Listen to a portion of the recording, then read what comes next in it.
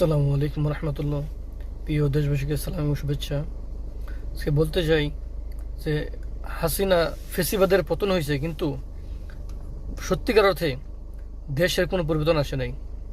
পরিবর্তন আসছে এতটুক, কিছু শকুন দেশের রাষ্ট্রীয় ক্ষমতায় গেছে, দেশটাকে খাবলা খাইতেছে, এতটুকু শুধু পরিবর্তন। আসিফ নজরুল, ইউনুসের গ্রামীণ ব্যাংক, ইউনুসের এনজিও, আরও যারা আছে, জাহাঙ্গীর, সবগুলো কোনো একটা উপদেষ্টা সৎ কেউ বলতে পারবো না। শুধু এতটুকু হয়েছে, দেশে কিছু শকুন বসছে, দেশটা খাবলা খালা খাইতেছে, সিরাফেরা কী করতেছে, খাইতেছে মোরা গরুর মতো। শুধু এতটুকু পার্থক্য। এতে বাংলাদেশে ইনসাফ, একজনকে হত্যা করা হয়েছে আজকে প্রায় 6-7 দিন চলে যায়, কোনো বিচার হয় নাই। প্রায় 15 দিন হইতেছে, কোনো বিচারই হয় নাই, এখন ধরতেই পারে নাই।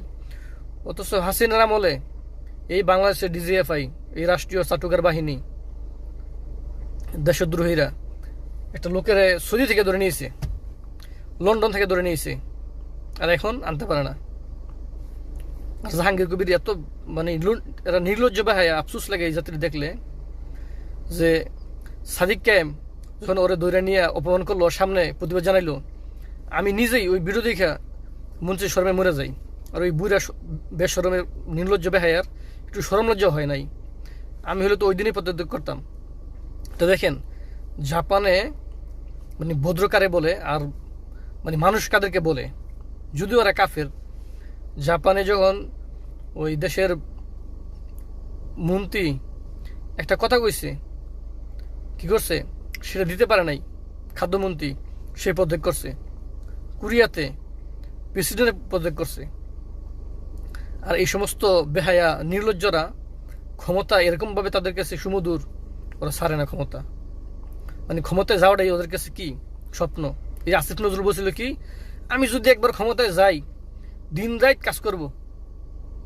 আজকে কই আসিফ নজরুল? ও এখন ওই যে গিরগিটির মতো রং পাল্টায়, আর ইন্দুরের গাতার মতো গিয়ে ভিতর ঢুকে রয়েছে। আর দেশটা কি করতেছে, খাবলা খাইতেছে, ইন্দুরের মতো খাইতেছে। ইঁদুর যেরকম ভাবে কি করে কৃষকের ধান চুরি করে, মাটির নিচে গর্ত করে খায় না, সেম ওইরকমভাবে আসিফ নজরুল নামক হাইওয়ান ও এরকম খাইতেছে। এখন কিছু বলে না, ও মিডিয়ার সামনে শরম আসে না, নির্লজ্জ হয়, যাতে ওরা নিয়ে কেউ আলোচনা না করে। ওই চায় যে আমার নিয়ে কেউ আলোচনা না করুক।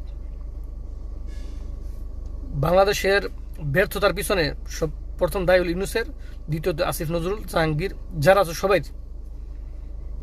এত রয়ের দালাল প্রমাণিত। কি আর বলবো, দেশের মানুষ সবাইকে